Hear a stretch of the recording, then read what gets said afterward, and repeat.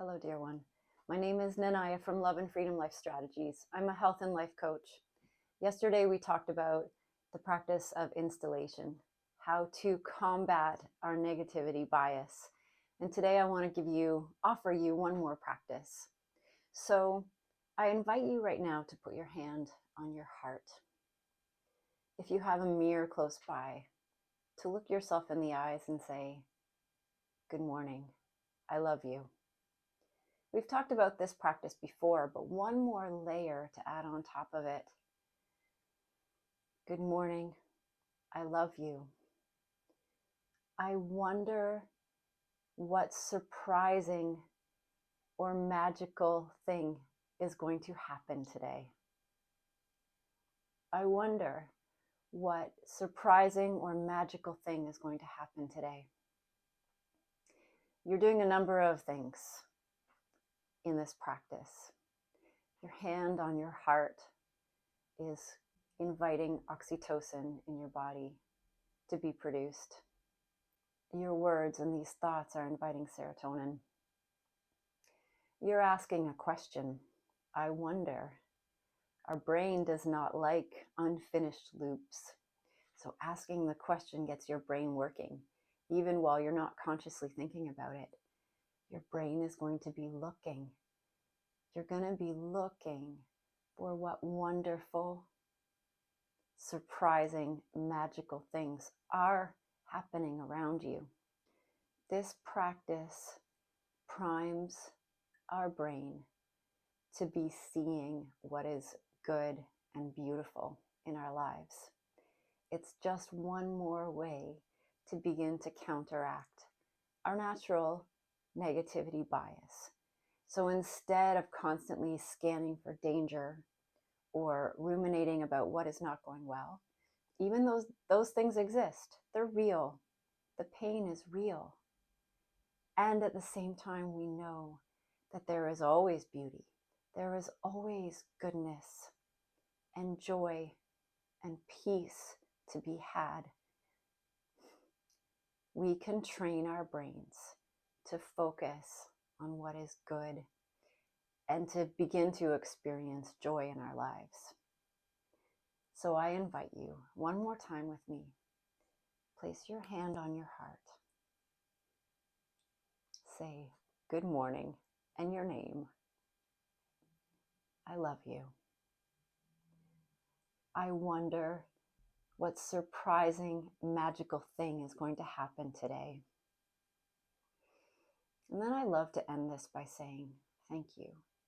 So it's an act of trust, an act of faith that this is going to happen. This is happening. Magic, wonderful surprises, opportunities.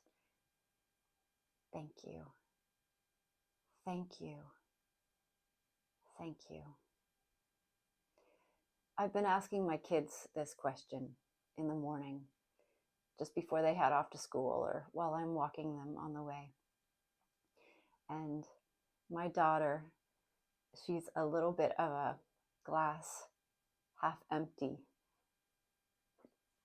That's often how she approaches life. And it makes me sad for her because I want her to be happy. I want her to be full of joy. And when she sees the world through such kind of the opposite of rose-colored glasses, it makes me sad. But I've been asking her this question, and she's moved to a new school this year, huge changes for her, and she was terrified. And I know the first little while was very difficult. But by the end of the first week, she came back and she had a couple things to report back to me, actually of her own initiative, of surprising, magical, wonderful things that she had experienced and that she had seen. It kind of reminds me too of back when I was a teenager. I went through a Bible study called Experiencing God by Henry Blackaby. It was a really neat study. And one of the questions we would ask every day was, or practices, was we would look for God sightings. We would look at the world, at the people around us to see how God was already at work. Because the idea was We see God at work. We believe God is already at work. And then all we have to do is join in with God's work. We don't have to actually recreate the wheel. And part of that practice was then actually journaling in the evening to sort of make more concrete what we had seen that day, to remind ourselves these are all the similar kinds of practices to prime our brain, to rewire our brain, to begin to look for the wonder, to begin to notice it, because it's there. God is at work all around us.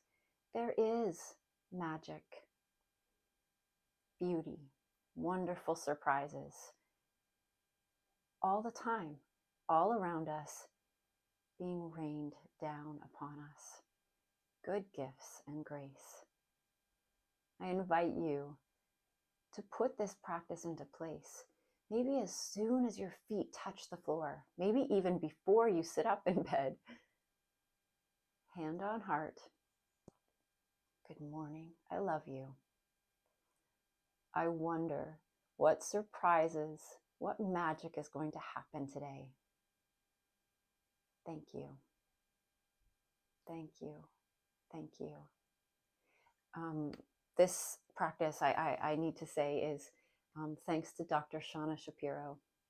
She's a neuroscientist, and I've learned so much from her. If you YouTube her name, Shauna Shapiro, you'll find some extremely helpful and grace-filled material. Thank you for being with me today. Let's continue to practice together. Peace to you.